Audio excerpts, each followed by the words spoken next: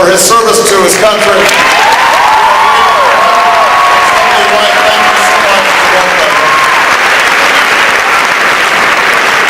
To my field organizer in the area, Cheryl Zondo, who was doing great work. I always like to give my organizers credit. And finally, let me say thank you to one of the finest senators and public servants in the country, somebody whose family has devoted its life to making Pennsylvania a better place for so many years. Not only is this person a dedicated senator, one of the smartest folks we've got, but he's just a decent, good guy. And so I want everybody to give a huge round of applause to my friend, my supporter, Senator Bob Casey.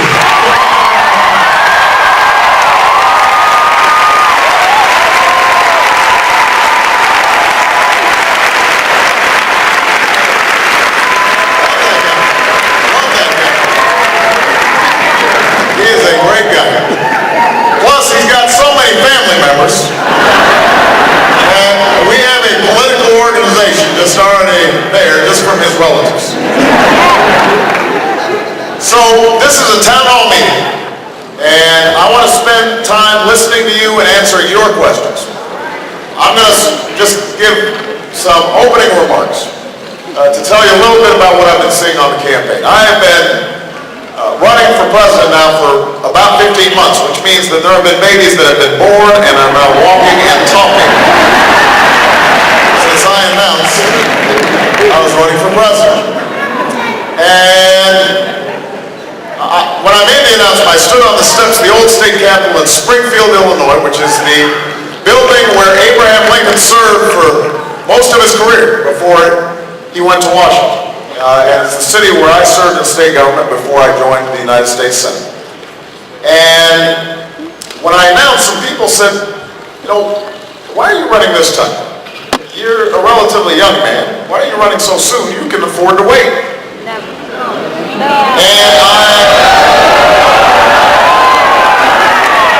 And I explained that I'm not running because of some long-held ambition or because I think it's somehow owed to me. I am running because of what Dr. King called the fierce urgency of now.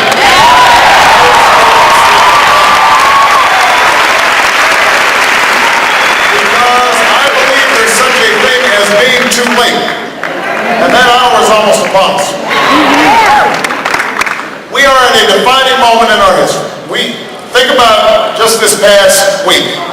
We marked the 5th anniversary of the war in Iraq. We marked 4,000 Americans dead. A war that has now cost us well over $500 billion, and by the time it's all over may have cost us $2 trillion. A war that has not made us more safe. We also saw Wall Street teeter on the brink of collapse. The Federal Reserve had to step in. But in the meantime, people all across the country are losing their homes. And even if they're not losing their homes, they know that they've had to struggle harder and harder just to get by. Because wages and incomes have not gone up over these last 7.5 years for the average worker. They've gone up for the folks at the top. But this is the first economic expansion since World War II in which at the end of the expansion, people weren't any better off than they were when it started. So people are struggling. They've never paid more for health care, never paid more for college tuition, never paid more for gas at the pump. So it's harder to save and it's harder to retire because your income doesn't always match up with the bills at the end of the month. We've got a healthcare system that leaves 47 million people without health insurance. And if you've got health insurance, you see what? Your deductible, your premium, your co-payments going up and up and up.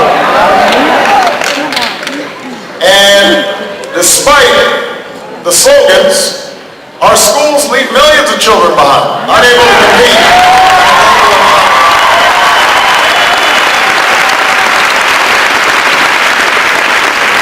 So, in such circumstances, we can't afford to wait.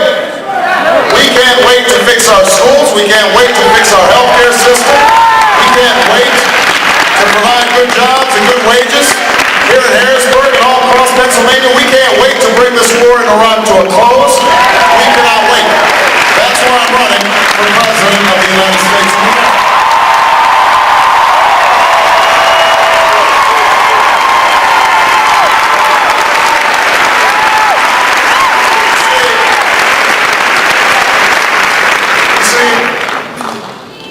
I believe that the size and scope of our challenges have outstripped the capacity of a broken politics to solve.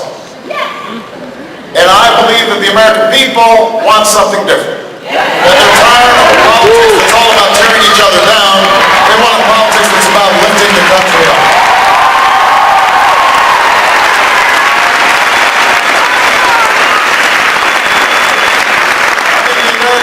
Are tired of spin and PR and double talk. They want straight talk.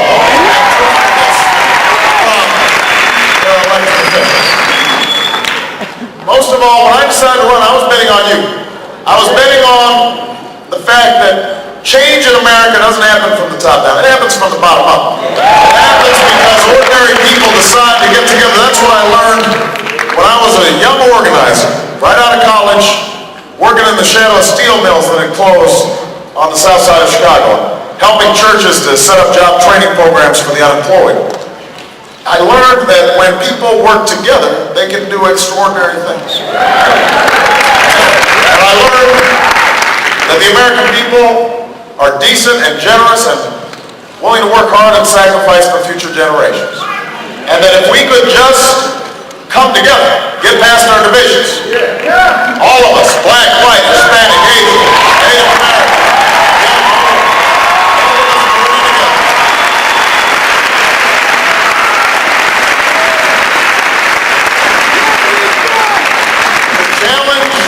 challenge the special interests in Washington, but also to challenge ourselves to be better parents, better neighbors, better citizens.